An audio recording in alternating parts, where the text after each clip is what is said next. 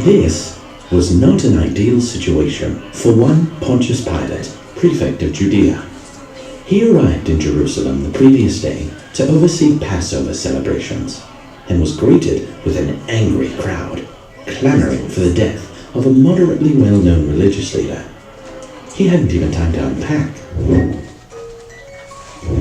When faced with such quandaries, Pontius often drew inspiration from great men in the past. Specifically, he often would ask himself, what would Julius do?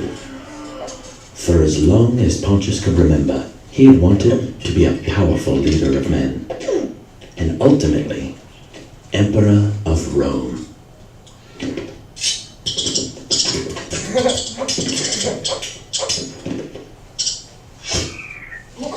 His father tried to explain to him that the emperorship was essentially a dynasty with little opportunity for those outside the bloodline to seize power. But things like facts cannot always overcome the passion of youth. The life of a Roman soldier proved more grueling than he imagined in his boyhood fantasies, but his desire to distinguish himself among the ranks stirred a bravery within him, as well as a ruthless streak. Pontius soon rose to the rank of prefect and was stationed as governor of Judea, a province at the very edges of the Roman Empire.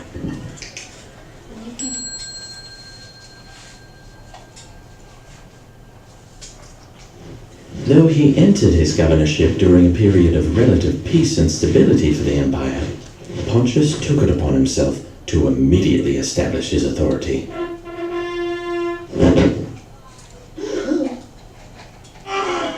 Previous governors had made efforts to respect the religious beliefs that dominated the region. Pontius met their relatively peaceful protests with ultra-violent crowd control.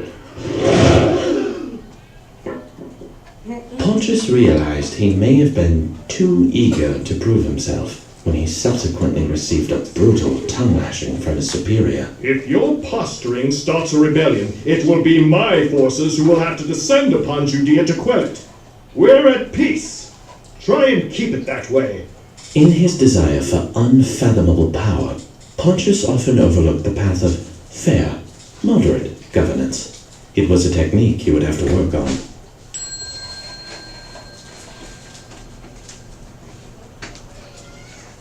After his major misstep, Pontius maintained a hands-off policy in most of his governance, though he had anticipated there may be need of some diplomacy upon entering the political hotbed that was Jerusalem. But this was a situation he wasn't even remotely prepared to deal with. Pontius had heard rumors of this Jesus fellow, and he found it odd that the priest called for his death, it being a local holiday and all.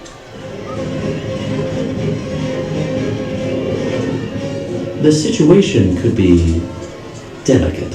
What are the charges against this man? He's told people not to pay taxes, and he claims to be the king of the Jews. Take him yourselves and judge him by your own law. But Roman law forbids us to do so. This was true, and the mob seemed resolute in its intentions. But did they speak for the majority? And what of the accused? He remained oddly calm, despite the crowd's persistent call for his death. Are you king of the Jews? Jesus replied frankly, stating that this was the reason he had been born, to testify the truth, and that those who belonged to the truth listened to him. What is the truth? Don't you hear the testimony they are bringing against you? This was quickly turning into the type of nightmare scenario that caused politicians to question their career choice.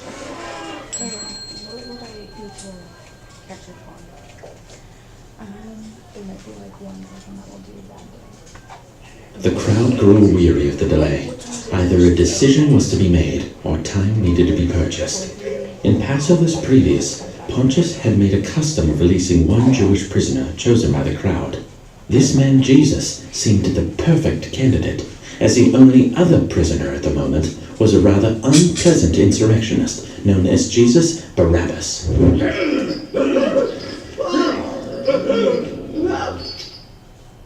Which would you prefer I release? Jesus, who you call Christ, or Jesus Barabbas? Jesus! Who you call Christ, or Barabbas? Okay, there are two options and two Jesus. One who you call Christ, and one with the last name Barabbas. Who shall I release? And then, as if things weren't already complicated, Pontius received a message from his wife, urging him to not have anything to do with this Jesus, for she saw in a vision that he was innocent. But Pontius had already done all he could to remove himself from the situation. His only hope now was that the people would choose to spare the fellow purported to raise the dead versus the admitted murderer. But the chief priests and rabbis stirred up the crowd and clamored for Barabbas' release. You are certain you want to release Barabbas, and not he who you call Christ? Very well.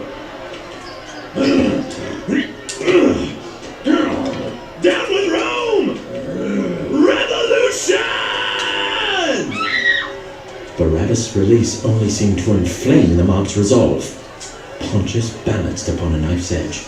As he would rather not kill an innocent man, Pontius proposed a compromise to the crowd, that Jesus be given a thorough beating, be adorned in ironic and painful accessories, and just call it even.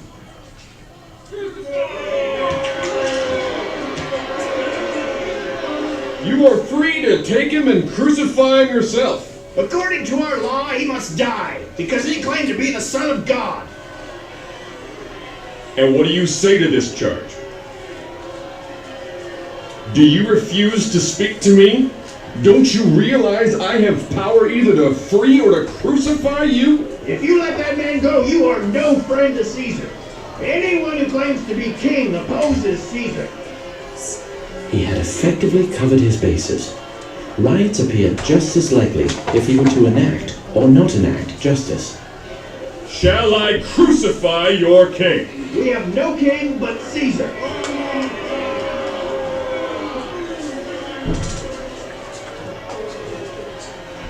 So be it. Immediately, Pontius began to doubt his reasoning. He decided to wash his hands of the whole affair. I am innocent of this man's blood.